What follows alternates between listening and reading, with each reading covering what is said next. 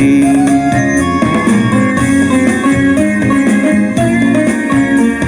สวัสดีครับผู้ฟังทุกท่านครับขอต้อนรับเข้าสู่รายการเพื่อสุขภาพใจนะครับก็มาพร้อมกับเสียงเพลงนะครับสวัสดีใจสั่นนะครับฝากรักทักทายกันไปขอให้ใจใสสวัสดีครับรายการเพื่อสุขภาพใจของเราก็พบกันทุกวันจันทร์นะครับเวลาประมาณ9 โมงถึง 10 โมงนะครับก็ด้วยความเมตตาจากทางท่านพระครูสมภวิสุวัฒน์นะครับท่านผู้อำนวยการสถานีคลื่น FM 104.5 เมกะเฮิรตซ์ออกอากาศจากวัดฝายหินอำเภอเมืองจังหวัดเชียงใหม่นะครับในความอุปถัมภ์ของมหาวิทยาลัยเชียงใหม่นะครับก็รายการของเราก็ดำเนินรายการมาตั้งแต่เดือนมีนานะครับก็หลายเดือนทีเดียวนะครับครับแต่ละวันนั้นก็ผมก็จะพยายามเอาเรื่องราวสาระนะครับที่เกี่ยวข้องกับเรื่องของสุขภาพจิตสุขภาพใจนะครับเรื่องของการดำเนินชีวิตประจำวันนะฮะหรือว่าเรื่องของความสุขความทุกข์นะครับก็คือเป็นเรื่องที่คิดว่าใกล้ตัวแน่นอนนะครับครับแต่ละวันก็จะคัดสรรนะเลือกเอามานะฮะแล้วแต่บางทีก็ไปเจอเรื่องราวนะเหตุการณ์ที่เกิดขึ้นในสังคมนะครับหรือไปอ่านหนังสือหรือไปดูอะไรที่คิดว่าน่าจะนำมาเล่าสู่กันฟังนะครับก็จะเลือกสรรมานะครับครับสำหรับวันนี้นั้นก็คงจะเป็นแน่นอนว่าจะเป็นเรื่องที่ตรงนะฮะตรงกับชื่อรายการนะครับผมตั้งใจว่าจะมาพูดถึงเรื่องของสุขภาพจิตนะหรือว่าถ้าเรียกเป็นภาษาง่ายๆคือเป็นสุขภาพใจนะครับสุขภาพจิตเนี่ยนะฮะทางภาษาอังกฤษเขาใช้คำว่า mental health นะฮะเออมันคืออะไรนะครับแล้วก็ที่สำคัญก็คือเราจะสร้างหรือจะส่งเสริมให้มันมีหรือให้มีสุขภาพจิตที่ดีได้อย่างไรเนี่ยนะครับวันนี้ก็คงจะเอาสาระตรงนี้นะมาเล่าสู่กันฟังนะครับอาจจะมีวิธีการหรือแนวทางสัก7-8อย่าง7-8ข้อนะครับมาเล่าสู่กันฟังนะครับแต่ว่าอย่างไรก็แล้วแต่ในช่วงเริ่มต้นก็คงจะพูดถึงความหมายหรือว่านิยามของสุขภาพจิตสักเล็กน้อยนะครับเพื่อให้เข้าใจนะครับตรงกันว่ามันคืออะไรกันแน่นะครับซึ่งแน่นอนก็คงมีหลากหลายนะครับบางทีบางท่านก็คงจะศึกษาหรือว่ามีความเข้าใจตรงนี้อยู่นะครับเดี๋ยวสักครู่ก็คงจะได้เล่าสู่กันฟังนะครับแล้วก็ขณะเดียวกันแน่นอนก็คงจะเหมือนทุกครั้งนะครับผมก็จะพยายามเปิดเพลงสลับกับการพูดคุยนะครับเพื่อเปลี่ยนบรรยากาศนะครับพูดอย่างเดียวก็คงจะเบื่อนะครับเพราะว่าตลอดระยะเวลาประมาณ60นาทีหรือว่า1ชั่วโมงนี่ก็ถือว่านานพอสมควรเนี่ยนะครับเพราะฉะนั้นก็จะเลือกสรรเพลงนะที่ฟังแล้วสบายๆนะครับวันนี้อาจจะเป็นเพลงที่เรียกว่าค่อนข้างจะเก่านะฮะเป็นเพลงที่ได้รับความนิยมนะฮะเป็นเกี่ยวกับความรักเป็นเรื่องของจิตใจแน่นอนนะครับก็จะเป็นเพลงของนักร้องในยุคคิดว่าเกิน20ปีนะฮะก็จะมาเปิดให้ฟังนะครับครับช่วงนี้นะฮะพูดถึงเรื่องเพลงก็เปิดซะเลยนะฮะเป็นเพลงแรกนะครับก่อนที่จะเข้าสู่เรื่องราวของสุขภาพจิตนะครับจะเริ่มต้นด้วยการให้นิยามหรือความหมายของคำว่าสุขภาพจิตนะครับแต่ว่าช่วงนี้นั้นเราฟังเพลงนะฮะที่เกริ่นให้ฟังว่าเป็นเพลงค่อนข้างจะเก่านะฮะเป็นเพลงของศิลปินในยุคนั้นเนี่ยนะฮะที่ได้รับความนิยมอยู่พอสมควรนะครับหลายท่านหลายคนถ้าเป็นคนยุคนั้นพอฟังเพลงแค่อินโทรดนตรีขึ้นก็คงจะรู้แล้วว่านะฮะเป็นเพลงที่เรียกว่าได้รับความนิยมนะฮะในสมัยนั้นค่อนข้างจะเยอะทีเดียวนะครับเชิญรับฟังพร้อมกันครับ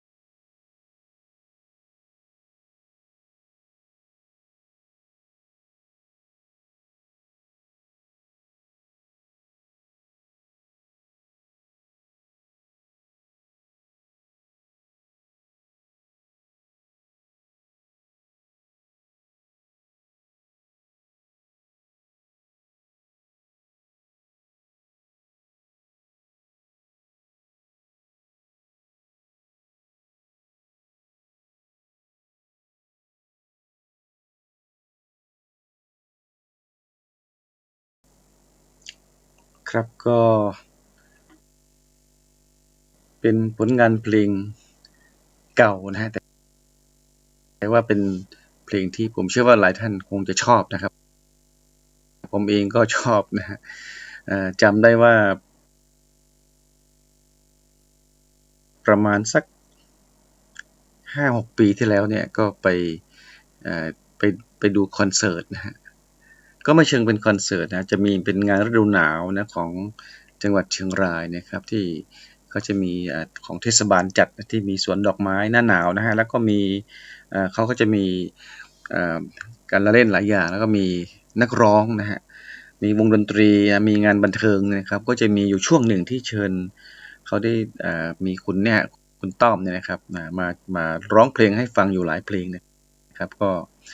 ร้องสดๆนะฮะก็ดูแล้วเขาก็ยังไม่แก่นะฮะตอนนั้นนะครับจริงๆถ้าดูประวัติของคุณต้อมเรนโบว์นี่ก็จะพูดไปแล้ววัยก็ใกล้ๆผมนะ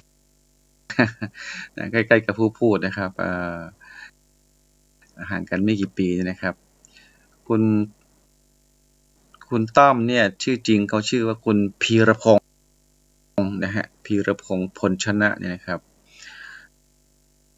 แน่นอนนะฮะก็คงจะมีแววแน่นอนดูจากประวัติคร่าวๆนะคือว่าตั้งแต่6-7 ขวบก็เริ่มสนใจงานดนตรีแล้วนะครับก็แน่นอนครอบครัวก็สนับสนุนนะครับสุดท้ายก็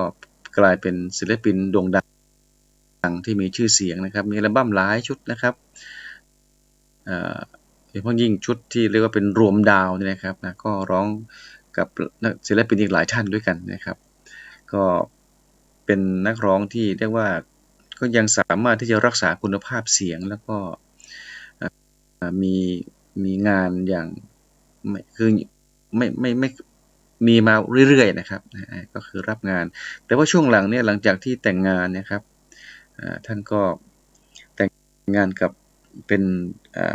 ชื่อคุณแอนนานะฮะคุณแอนนาเนี่ยเป็นลูกครึ่งไทยลาวฝรั่งเศสแล้วก็มีบุตรด้วยกันนะฮะเขาอยู่ที่ฝรั่งเศสอยู่ช่วงหนึ่งนานเป็น10 ปีนะฮะช่วงหลังก็คงจะไปมาระหว่างประเทศไทยกับทางต่างประเทศนะครับครับก็เป็นผลงานที่แน่นอนฮะก็ส่วนใหญ่เพลงทั้งหลายทั้งมวลไม่ว่าจะเป็นเพลงแนวไหนเป็นสตริงลูกทุ่งลูกกรุงนะฮะหรือเพลงสากลนะฮะส่วนใหญ่ก็จะเป็นเรื่องพวกนี้ครับเป็นเรื่องของความรักเรื่องของจิตใจนะฮะเรื่องของความผิดหวังความสมหวังอะไรต่างๆนะครับก็เป็นไปตามวิถีชีวิตของมนุษย์เนี่ยนะครับเพลงนี้ก็เหมือนกันนะชื่อเพลงว่าความในใจนะโอ้นะฮะฟังแล้วก็มีหลายอารมณ์นะครับก็คือแน่นอนนะจิตใจมนุษย์เราเนี่ยนะฮะมันเป็นอะไรที่เหมือนที่มีผู้ได้ประพันธ์ได้เขียนบทกลอนไว้อันหนึ่งที่แสดงถึงว่าจิตใจเรานั้นเนี่ยมันไม่ธรรมดานะฮะมันก็คือนั่งอยู่คุยกันอยู่นะฮะสนทนากันอยู่ก็ไม่รู้เขาคิดอะไรนะที่เขาบอกว่ามหาสมุทรสุดลึกล้นคนนานะฮะสายดิ่งทิ้งทอดมาอย่างได้นะครับเขาสูงอาจวัดวากำหนดมหาสมุทรก็ยังได้เขาสูงก็วัดเป็นศอกเป็นวานะฮะได้นะก็คือยังวัดได้แต่ประโยคสุดท้ายเนี่ยฮะที่บอกค่อนข้างจะชัดเจนนะก็สื่อถึงเรื่องของจิตใจแต่จิตมนุษย์นิสัยยากแท้อย่างถึงนะเนาะมันก็จริงนะฮะเพราะฉะนั้นเนี่ยก็ถึงได้มีนะฮะไม่ว่าจะเป็นมนุษย์ประเภทไหนมนุษย์วัยไหนเนี่ยนะครับก็จะมีอะไรที่เรียกว่าลึกลับซับซ้อนอยู่พอสมควรนะเราก็ไม่สามารถจะเข้าใจคนหนึ่งได้อย่างทั้งหมดนะครับแต่คนที่จะรู้จะเข้าใจนะครับแล้วก็จะรู้จักตัวเองมากที่สุดแน่นอนจะต้องเป็นเจ้าตัวหรือคนนั้นเองนะครับเพราะฉะนั้นแน่นอนนะครับวันนี้ผมเกริ่นตั้งแต่ต้นของรายการว่าเราจะพูดกันเรื่องของสุขภาพจิตหรือสุขภาพใจนะเรียกง่ายๆว่าสุขภาพจิตสุขภาพใจภาษาฝรั่งเขาใช้ว่า mental health นะฮะมันคืออะไรนะครับมีความหมายว่าอย่างไรนะครับแน่นอนนะมีหลากหลายนะแต่ว่าก็อ้างอิงสักนิดหนึ่งนะครับโดยองค์การอนามัยโลกหรือว่า WHO นะฮะ World Health Organization เนี่ยนะครับก็ได้ให้ความหมายไว้แล้วก็ทางกรม สุขภาพจิตของเรานะครับกรมสุขภาพจิตกระทรวงสาธารณสุขนะฮะก็ได้เรียกว่าให้ความหมายนะภายใต้เรียกว่าแนวคิดหลักการของ WHO นะฮะก็สอดคล้องกันนะครับมันหมายถึงอะไรนะครับสุขภาพจิตนะฮะสุขภาพจิตหมายถึงภาวะจิตใจที่เป็นสุขถ้าลองฟังประโยคนะฮะฟังคำนะฮะหมายถึงภาวะจิตใจที่เป็นสุขครับแล้วของคนคนนั้นนะฮะแล้วก็สามารถปรับตัวแก้ปัญหาแล้วก็สร้างสรรค์งานได้นะก็คือแน่นอนนะครับมันก็มีทั้งสุขทุกข์นะเวลามีปัญหามีอะไรก็สามารถจะปรับตัวได้นะจัดการได้นะครับนอกจากนี้ยังมีคำขยายอีกนะครับแล้วว่าคนที่ว่าการสุขภาพจิตของคนนะครับก็คือภาวะจิตใจที่เป็นสุขนะสามารถปรับตัวแก้ปัญหาสร้างสรรค์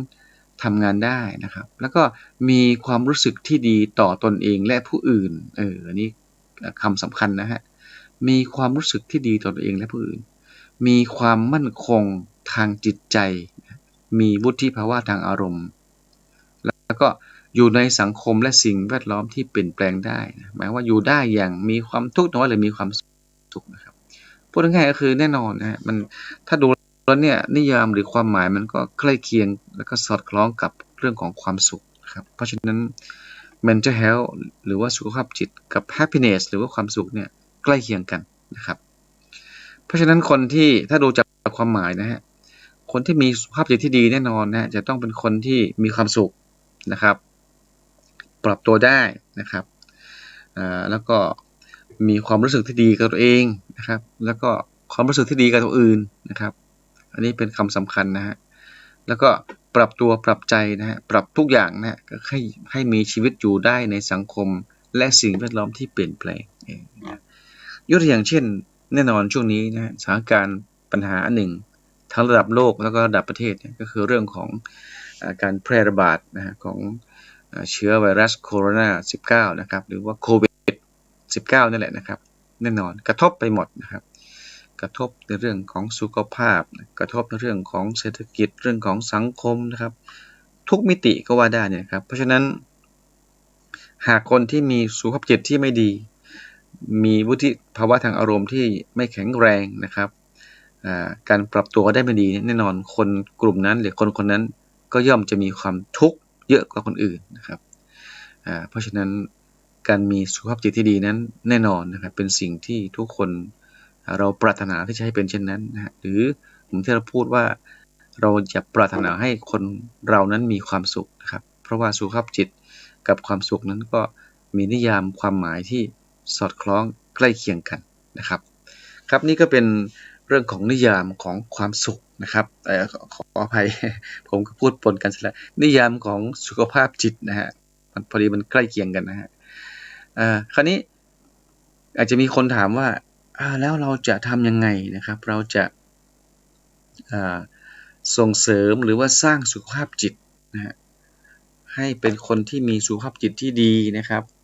ให้เป็นคนที่มีความสุขนะครับเราจะต้องทำอย่างไรได้บ้างนะครับหรือจะเรียกเป็นภาษาในเชิงวิชาการหน่อยว่าจะส่งเสริมหรือว่าสร้างเสริมสุขภาพจิตที่ดีได้อย่างไรมีวิธีการอย่างไรบ้างนะครับนะครับตรงนี้ก็น่าเป็นคำถามที่น่าสนใจนะครับผมมีจากการประมวลจากประสบการณ์ด้วยนะครับผมก็มี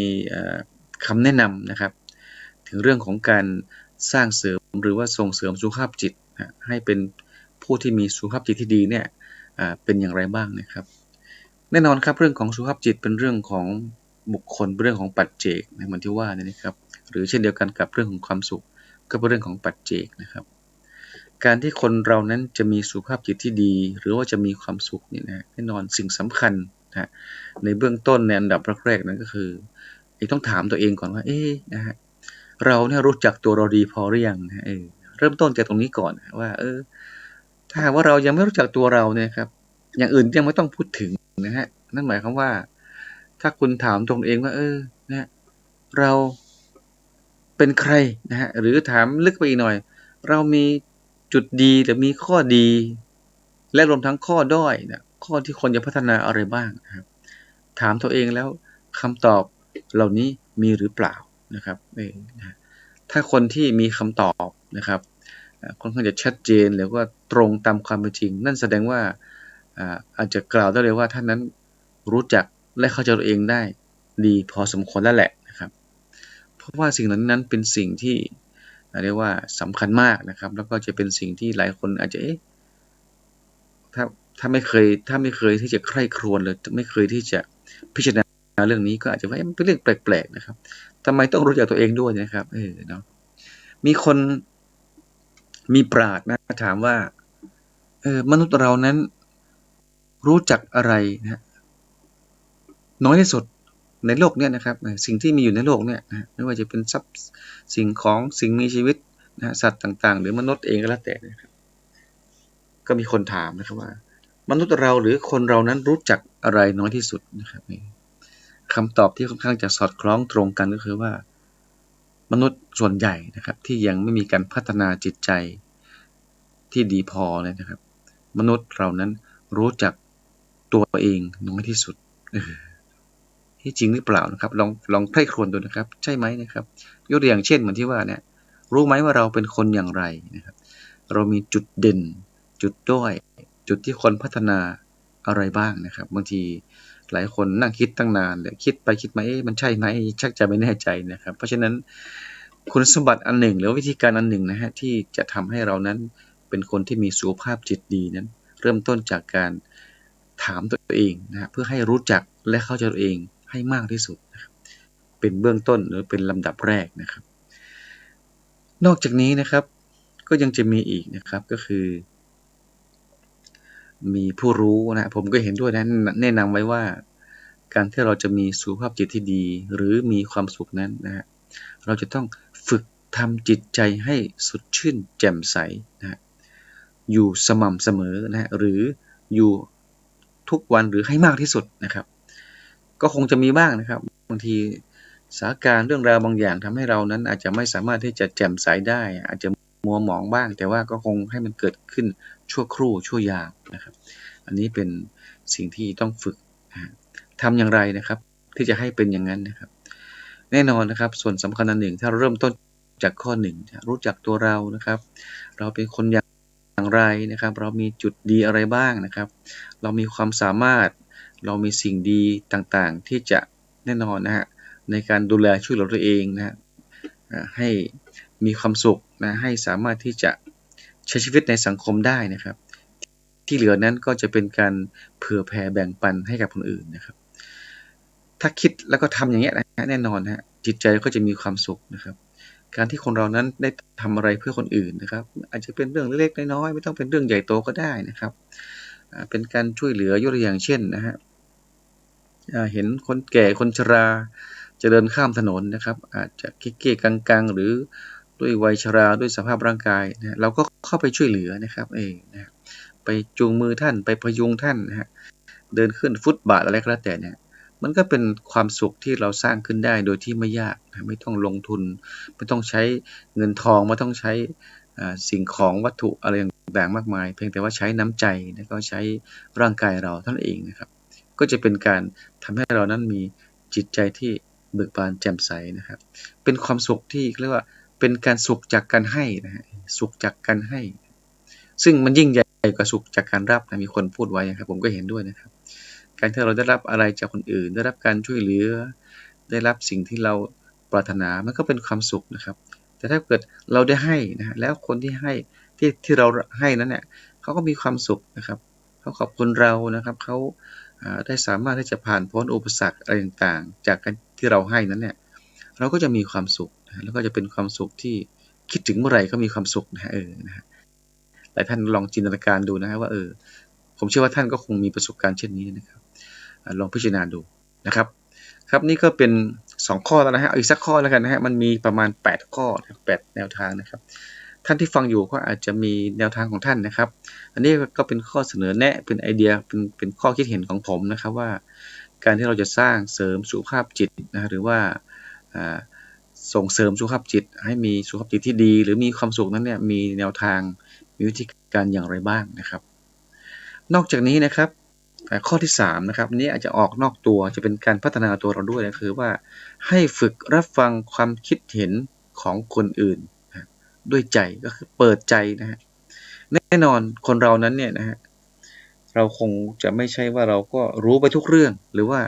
ถูกไปทุกอย่างนะครับคิดอะไรก็ต้องใช่หมดมันก็คงจะไม่ใช่นะฮะบางเรื่องบางสิ่งบางอย่างนั้นเราก็อาจจะยังมีความรู้ความเข้าใจไม่เพียงพอนะหรือว่ามีทัศนะมุมมองบางอย่างที่อาจจะต้องเปิดรับฟังนะครับเพราะฉะนั้นการเปิดรับฟังความคิดเห็นของคนอื่นนั้นเนี่ยเป็นคุณลักษณะหนึ่งและเป็นวิธีการหนึ่งที่จะส่งเสริมสุขภาพจิตของคนเรานะครับเพื่อที่เรานั้นจะได้เปิดรับฟังข้อมูลเปิดรับฟังข้อเท็จจริงนะฮะเปิดรับฟังมุมมองต่างๆจากคนที่เรามีปฏิสัมพันธ์ด้วยหรือเป็นเพื่อนร่วมงานเป็นลูกน้องเป็นคนในครอบครัวก็แล้วแต่นะครับเพราะฉะนั้นอันนี้เป็นคุณลักษณะอีกอันหนึ่งของคนที่จะมีสุขภาพจิตดีนะครับครับก็คงจะพูดสัก3ข้อก่อนนะครับเดี๋ยวในช่วงต่อไปคงจะได้พูดต่อนะครับเพื่อเป็นการเปลี่ยนบรรยากาศนะครับเดี๋ยวจะเปิดเพลงให้ฟังอีกสักเพลงนะครับท่านที่กำลังฟังอยู่ก็คงจะไม่ทราบเป็นรายการอะไรนะครับเป็นรายการเพื่อสุขภาพใจนะครับออกอากาศจากวัดฝายหินอำเภอเมืองจังหวัดเชียงใหม่ทั้งคลื่น FM 104.5 เมกะเฮิรตซ์นะครับดำเนินรายการโดยผมสมบัติสกุลพันธ์นะครับเป็นรายการที่ชื่อว่าเพื่อสุขภาพใจนะครับทุกวันจันทร์นะเวลาประมาณ 9 โมงถึง 10 โมงนะครับครับช่วงนี้ฟังเพลงอีกสักเพลงนะครับเป็นเพลงที่เรียกว่าก็ค่อนข้างจะอายุใกล้เคียงกับเพลงแรกนะครับเป็นของศิลปินที่หลายคนก็คงจะจำชื่อได้นะครับเดี๋ยวค่อยเฉลยแล้วกันว่าเป็นใครนะพอเปิดเพลงแล้วคนรุ่นนั้นพอได้ยินเสียงอินโทรของดนตรีก็อาจจะนึกออกเลยก็ได้ว่าอ๋อมันเป็นเพลงนี้เองนะครับชื่อเพลงอะไรเดี๋ยวฟัง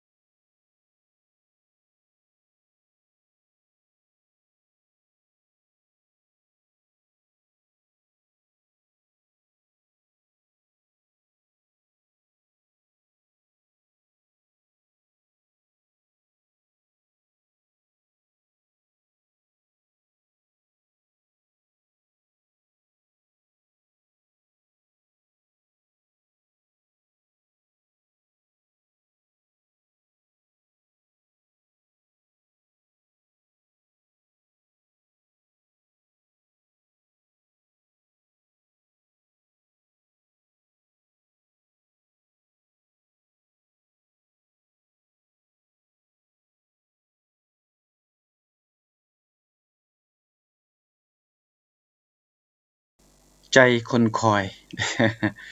ครับก็เนื้อหาสาระนะฮะหรือว่าอารมณ์เพลงก็คล้ายๆกับเพลงแรกที่เปิดไปนะครับความในใจนะเนาะ ก็เนี่ยฮะเรื่องของจิตใจนะฮะนี่เป็นเรื่องของหนุ่มสาวนะเป็นเรื่องของความรักนะฮะเป็นเรื่องของความปรารถนานะของมนุษย์เรานะครับมนุษย์ปุถุชนคนธรรมดานะก็จะอยู่ในเรียกว่ากระแสของเรื่องเหล่านี้แหละนะครับเป็นเรื่องของความรักความใคร่เรื่องของการดำเนินชีวิตนะครับมนุษย์เรานั้นเกิดมานะครับช่วงวัยต้นวัยเด็กนะก็มีความสุขนะครับได้รับการดูแลเลี้ยงดูจากพ่อแม่ผู้ปกครองนะครับจากญาติมิตรนะฮะก็แน่นอนนะฮะเหมือนเขาบอกว่ามนุษย์นั้นเนี่ยถ้าเทียบเคียงกับสัตว์เดรัจฉานเนี่ยนะฮะมนุษย์นั้นความแกร่งหรือว่าความที่จะทนทานในการที่จะรอดของชีวิตนะถ้าหากว่าพอเริ่มต้นจากการคลอดเนี่ยฮะถ้าไม่ได้รับการดูแลเนี่ยครับสัตว์เดรัจฉานยังจะเก่งกว่ามนุษย์นะครับแต่มนุษย์นั้นก็มีข้อดีว่าเมื่อได้รับการฟูมฟักในการเลี้ยงดูตั้งแต่วัยต้นของชีวิตจนกระทั่งเติบโตเนี่ยมนุษย์จะสามารถมีการพัฒนานะให้สูงส่งไปได้นะครับจนกระทั่งถึงถ้าเราเปรียบเทียบถ้ามองตามแนวความคิดหรือว่าคำอธิบายในเชิงพุทธเนี่ยนะเราสามารถที่จะขยับนะหรือว่าจะพัฒนาจิตใจจากระดับของปุถุชนคนธรรมดาเนี่ยนะครับก็สามารถที่จะไปเป็นเขาเรียกว่าเป็นกัลยาณชนนะครับที่สูงขึ้นนะครับมองในเชิงของการพัฒนาจิตใจในการปฏิบัตินะการเจริญภาวนาเนี่ยนะครับก็สามารถเป็นตั้งแต่ว่าเป็นบุคคลธรรมดาเป็นโสดาบันนะครับเป็นสกิทาคามีเป็นอนาคามีแล้วก็เป็นพระอรหันต์ได้นะครับเนาะก็พูดถึงว่ามนุษย์นั้นก็เนี่ยฮะเหมือนที่พูดนะครับแม้ว่าจะไม่แข็งแกร่งไม่แข็งแรงมากจะไม่รอดชีวิตในวัยต้นของชีวิตถ้าขาดการดูแลแต่เมื่อพัฒนาแล้วก็สามารถพัฒนาไปได้สูงสุดพัฒนาไปได้ไกลมากนะครับที่สำคัญก็คือกว่าจะได้เกิดเป็นมนุษย์นั้นเนี่ยมันยากเย็นแสนเข็ญนะครับหลายท่านคงจะทราบนะครับโอ้โหนะฮะเพราะฉะนั้นเกิดมาชาตินี้นั้นชาติหนึ่งเนี่ยก็คงจะต้องใช้ชีวิตให้เกิดประโยชน์สูงสุดนะครับทั้งต่อตนเองและที่สำคัญก็คือต่อเพื่อนมนุษย์นะฮะต่อสรรพสิ่งในโลกนี้นะครับเพื่อให้เกิดการใช้ชีวิตอยู่ร่วมกันอย่างสันติสุขนะครับจริงๆแล้วนั้นคำพูดนี้หรือว่าแนวคิดนี้เนี่ยก็คุยกันมานานนะครับนะแต่ว่าทำไมนะฮะมนุษย์ถึงยังไม่สามารถจะไปสู่จุดนั้นได้นะครับ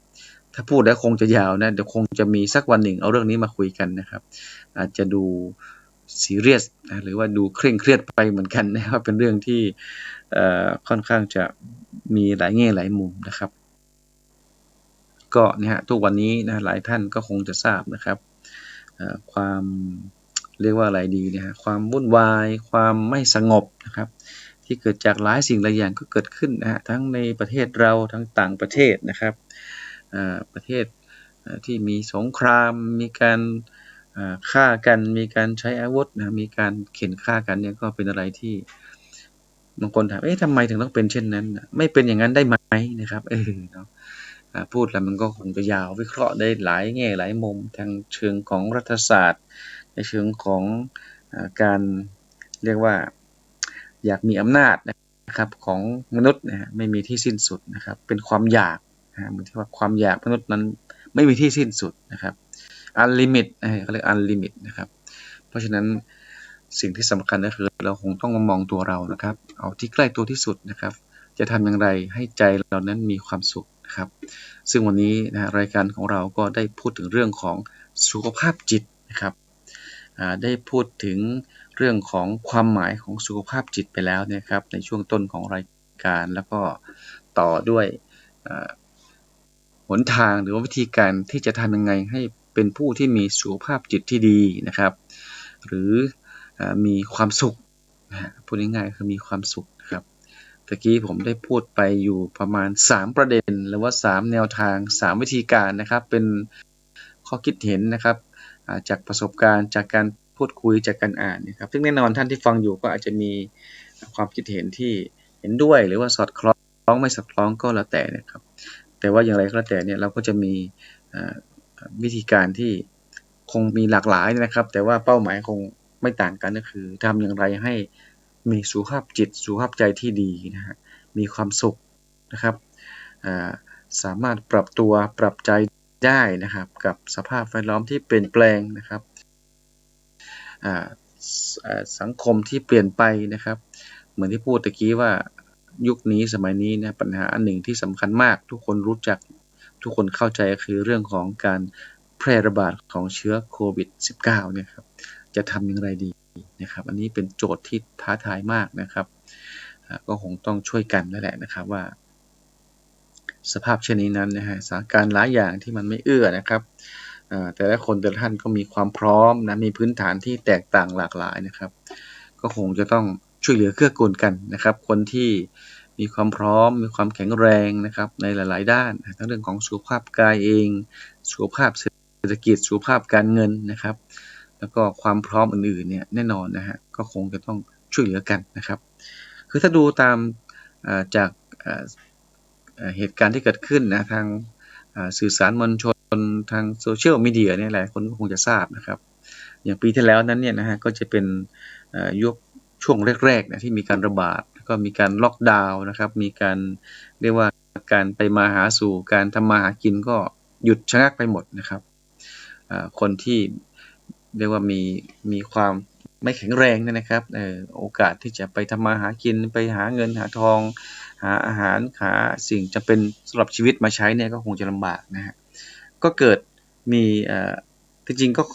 ต่างประเทศด้วยนะครับก็รับไอเดียกันมาคือว่ามีการทำสิ่งหนึ่งท่านคงจะจำได้แน่นอนตอนนี้ก็ยังมีอยู่นะคือตู้ปันสุกนะฮะผมดูแล้วน่าประทับใจน่ารักมากนะครับส่วนตัวก็มีส่วนในการที่จะไปปันกับเขาด้วยนะฮะแล้วก็แบ่งปันหลายวิธีเช่นไม่ได้ไปปันเองก็อาจจะให้เป็นเงินทองไปให้คนเข้าไปซื้อนะให้เขาไปเอาไปใส่ไว้ในตู้นั้นเนี่ยนะครับนะก็เป็นอะไรที่เป็นการช่วยเหลือกันแบบน่ารักแล้วก็เป็นความเอื้ออาทรต่อกันนะครับแต่หลายท่านที่ฟังอยู่ก็อาจจะมีข้อมูลบางที่บางแห่งนะบางสถานการณ์ก็ดูไม่ค่อยดีเนาะนะฮะมีการแบบว่าไปเรียกว่าไม่รู้จักพอเพียงนะฮะหรือว่าเป็นการคล้ายๆเป็นการเห็นแก่ตัวนะฮะพอมีคนเอาอาหารเอาอะไรไปไว้ในตู้ปันสุกนะฮะบางคนบางท่านก็โอ้โหหยิบไปใช่แบบมันก็จะไม่คนอื่นก็จะไม่ได้นะฮะก็จะได้อยู่คนเดียวอย่างนี้เป็นต้นนะครับก็คงจะเป็นอะไรที่แน่นอนนะครับเราก็คงจะคนอย่างนี้ก็มีอยู่นะฮะก็ยังมีอยู่นะครับก็คงจะต้องเข้าใจอันดับแรกก็ต้องเข้าใจแล้วก็พยายามหาวิธีว่าจะทำยังไงนะฮะให้คนอื่นก็มีโอกาสที่จะได้รับสิ่งเหล่านั้นบ้างนะครับก็มีหลากหลายวิธีนะครับที่จะช่วยกันดูแลนะครับช่วยกันตักเตือนสำหรับคนบางคนท่านที่อาจจะเรียกว่าอะไรดีนะฮะอาจจะยังไม่ได้รับการฝึกฝนจิตใจได้รับการเลี้ยงดูมาที่อาจจะยังขาดความเข้าใจขาดความมีจิตใจที่จะแบ่งปันนะไม่เห็นแก่ตัวจนเกินไปเนี่ยก็คงเป็นเรื่องที่เป็นเรื่องใหญ่นะฮะนะฮะถ้าพูดก็จะยาวนะครับผมพูดถึงไหนแล้วนะฮะทีนี้เรากำลังพูดถึงเรื่องของการสร้างเสริมสุขภาพจิตนะครับตะกี้พูดไป3ข้อเนี่ยนะฮะตั้งแต่การรู้จักเข้าใจตัวเองนะครับทำจิตใจให้สดชื่นแจ่มใสนะครับรับฟังความคิดเห็นนะไป3ข้อนะครับอีกข้อหนึ่งก็คือนะฮะมันก็สอดคล้องกันนะฮะก็คือการที่เรียกว่าเป็นการ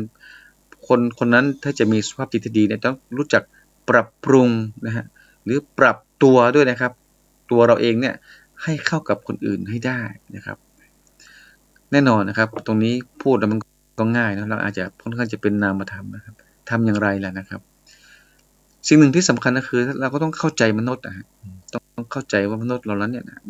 ไม่ว่าจะเป็นมนุษย์อะไรเนี่ยนะครับพื้นฐานหลายๆอย่างก็ไม่ต่างกันนะครับยกตัวอย่างเช่นมนุษย์นั้น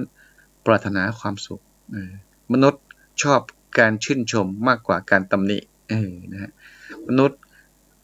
ชอบที่จะให้คนอื่นได้ช่วยเหลือแบ่งปันนะครับนะฮะมนุษย์ชอบคนที่เป็นคนดีนะฮะมีจิตใจดีงามอบอ้อมอารีนะครับชอบคนที่จริงใจนะครับชอบคนที่มีน้ำใจต่างๆนะครับนี่เป็นพื้นฐานของมนุษย์นะครับเพราะฉะนั้นถ้าเรารู้เราเข้าใจอย่างนี้แน่นอนนะฮะมนุษย์เราก็เป็นมนุษย์นะคนอื่นเป็นมนุษย์นะครับถ้าแต่ละคนก็รู้อย่างนี้แล้วก็ทำตัวให้เป็นอย่างนี้เหมือนกันทุกคนแน่นอนนะครับโอ้โหนะฮะถ้าลองนึกภาพนะครับทุกคนก็เป็นคนที่มีจิตใจเอื้ออาทรเอื้อเฟื้อเผื่อแผ่นะครับ เข้าใจคนอื่นก็เข้าใจเรานะครับมีน้ำใจช่วยเหลือกันนะฮะถ้าเป็นเช่นนี้นะครับแน่นอนนะมนุษย์นอกจากเจ้าตัวเองคนอื่นก็จะมีสุขภาพจิตดีด้วยนะครับปัญหาหรือว่าประเด็นของการเหมือนที่พูดตะเกียนะฮะพอเอาอาหารมาใส่ตู้ปันสุกหยิบไปเองหมดก็คงจะไม่มีนะอย่างนั้นแน่นอนนะครับก็จะมีการเอื้อเฟื้อเผื่อแผ่แบ่งปันกันนะครับครับนี่ก็เป็นข้อที่4นะฮะของข้อเสนอแนะนะฮะในการที่จะบอกว่าทำอย่างไรให้เป็นคนที่มีสุขภาพจิตดีหรือมีชีวิตที่มีความสุขนะครับข้อต่อไปนะครับจริงๆแล้วถ้าเราไปพูดในข้อแรกก็น่าจะดีนะฮะมันเป็นอะไรที่มันเป็นส่วนสำคัญนะครับก็คือบอกว่าต้องดูแลสุขภาพนะฮะทั้งสุขภาพกายและสุขภาพใจให้แข็งแรงสมบูรณ์เสมอนะครับ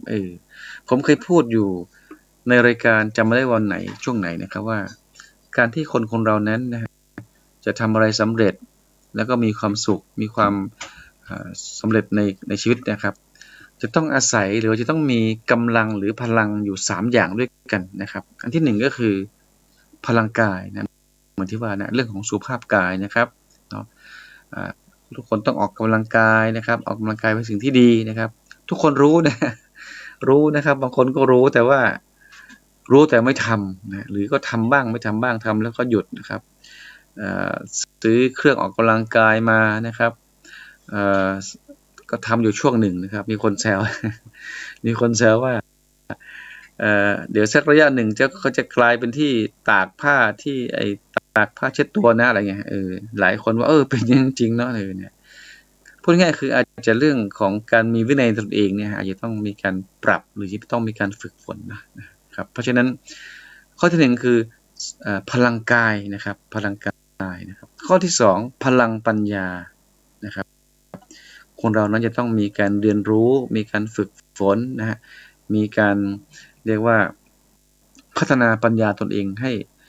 เพิ่มมากขึ้นเรื่อยๆนะครับก็คือความฉลาดนะครับรู้เข้าใจนะฮะ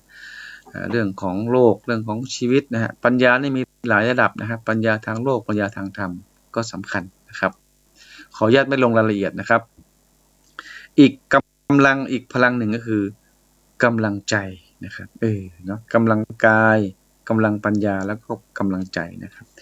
ถ้าเป็นเช่นนี้ได้เนี่ยแน่นอนคนนั้นมีสุขภาพจิตที่ดีแน่นอนนะครับนอกจากนี้ครับนะฮะสิ่งที่จะทำให้เรานั้นเป็นคนที่มีสุขภาพจิตที่ดีนะครับมีใช้ชีวิตอย่างมีความสุขนะหรือจะมีความทุกข์บ้างแต่ก็ไม่นานแล้วก็สามารถผ่านพ้นไปได้ก็คือ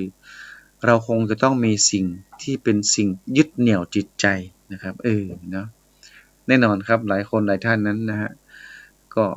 ผมเชื่อว่าทุกคนมีศาสนานะหรือบางคนอาจจะไม่มีแต่ก็มีหลักคิดของตัวเองนะครับ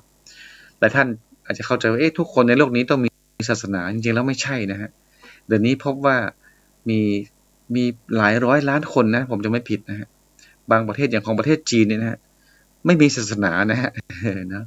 หรือประเทศไทยเราก็มีนะฮะแต่เขาก็มีหลักคิดนะฮะอาจจะมาจากศาสนานั่นแหละนะฮะหรือว่าเอามาจากการศึกษาของเขาเองแต่ว่าเขาบอกว่าเขาไม่สังกัดศาสนาอะไรไม่เป็นศาสนิกชนอะไรเงี้ยฮะอะไรก็แล้วแต่เป็นพุทธเป็นคริสต์เป็นอิสลามนะครับแต่เขาบอกว่าเขามีหลักคิดของตัวเองนะครับก็เป็นสิ่งยึดเหนี่ยวไม่เป็นไรนะครับอะไรก็ได้เป็นสิ่งยึดเหนี่ยวจิตใจนะครับเพื่อให้เราจิตใจนั้นมั่นคงนะครับนอกจากสิ่งยึดเหนี่ยวเหล่านั้นเนี่ยเราก็ยังได้เรียนรู้ได้หลักคิดหลักการดำเนินชีวิตจากยกตัวอย่างเช่นนะถ้าหากว่าเรามีพุทธศาสนานะเป็นศาสนาที่เราใช้เป็นสิ่งยึดเหนี่ยวนะครับแน่นอนก็ต้องยึดเหนี่ยวในหลักธรรมคำสอนนะครับในองค์สัมมาสัมพุทธเจ้าในพระธรรมนะครับแล้วก็ในพระสงฆ์ที่ปฏิบัติดีปฏิบัติชอบเนี่ยนะครับเราก็จะมีสิ่งยึดเหนี่ยวจิตใจของเรานะยามใดที่มีความทุกข์อาจจะมีความไม่สบายใจนะก็นึกถึงสิ่งเหล่านี้ก็จะทำให้เรารู้สึกอบอุ่นรู้สึกมั่นคงนะครับรู้สึกว่านะเราก็ไม่เปล่าเปลี่ยวเดียวดายนะครับแล้วก็ที่สำคัญก็คือถ้าหากว่าเรานั้นใช้หลักธรรมคำสอนของศาสนาอะไรก็ได้นะครับไม่ว่าจะเป็นพุทธเป็นคริสต์เป็นอิสลามเนี่ยผมเชื่อว่าและผมก็ทราบด้วยครับว่าทุกศาสนานั้นสอน พูดง่ายๆคือสอนให้คนเป็นคนดีนะเป็นคนที่ไม่เบียดเบียนคนอื่นนะครับก็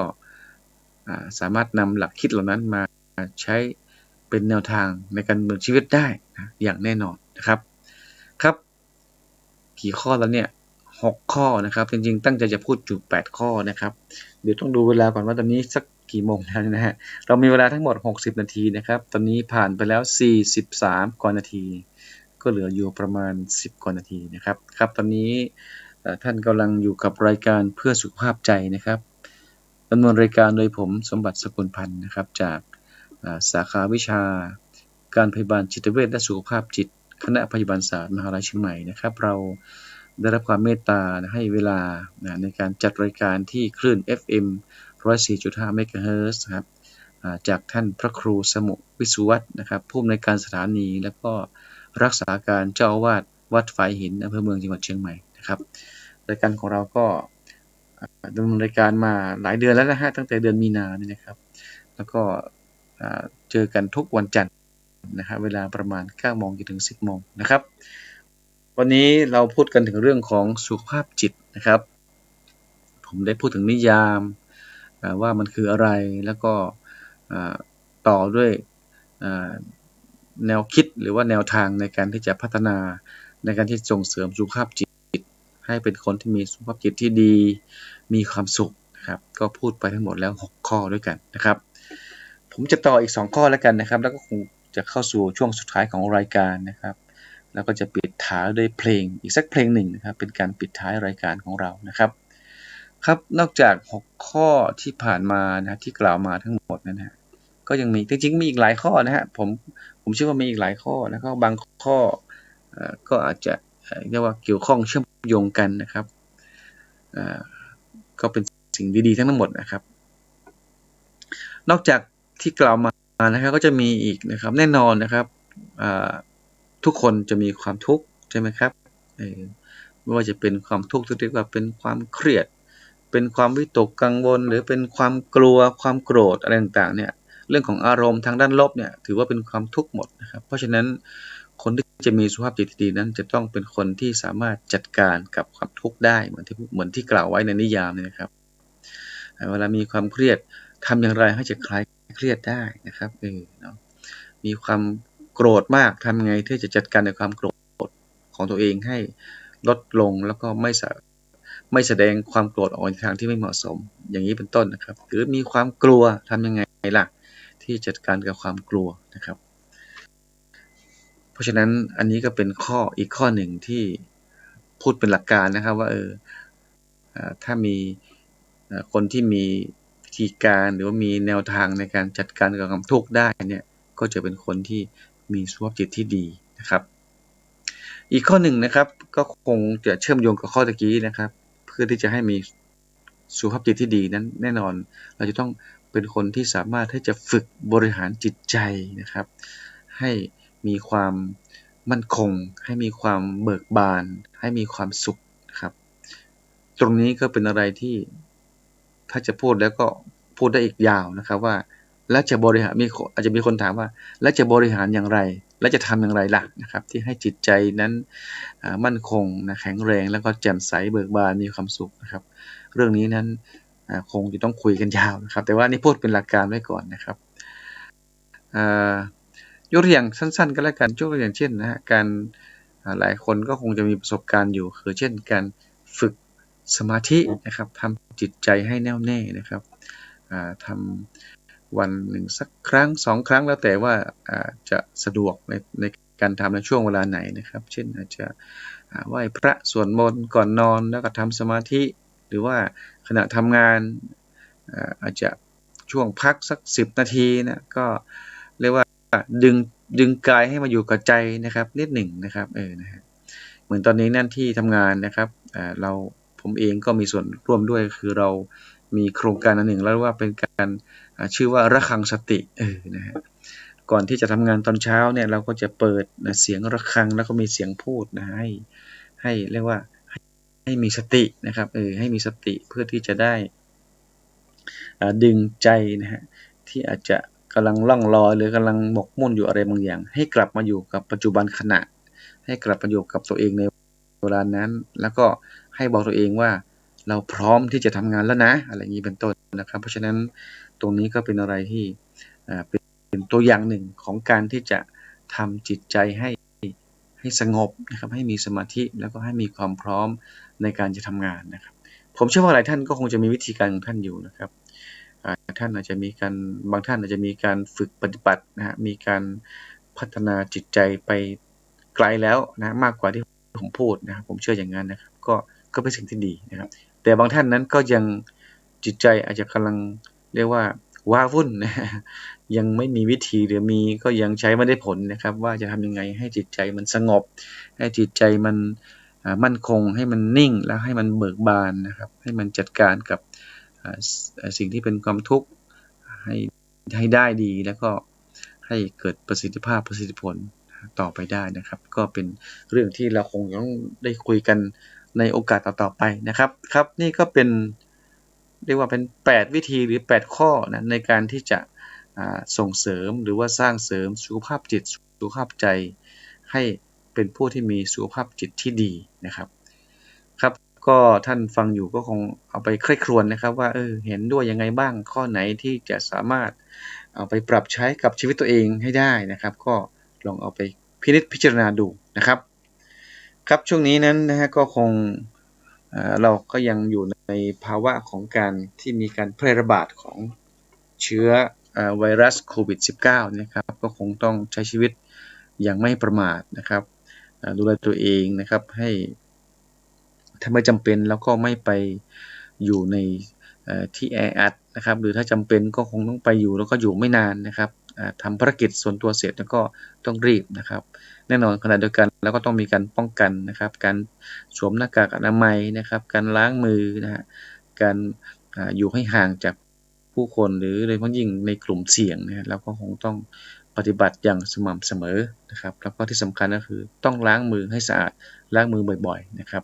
ไม่จำเป็นก็ไม่ไปจับสิ่งของอะไรที่ไม่แน่ใจว่าจะมีคนที่มีเชื้อโรคมีเชื้อดังกล่าวเขาไปจับไว้เนี่ยนะแล้วก็พอเราไปจับต่อก็จะติดเรามาอย่างนี้เป็นต้นนะครับเพราะฉะนั้น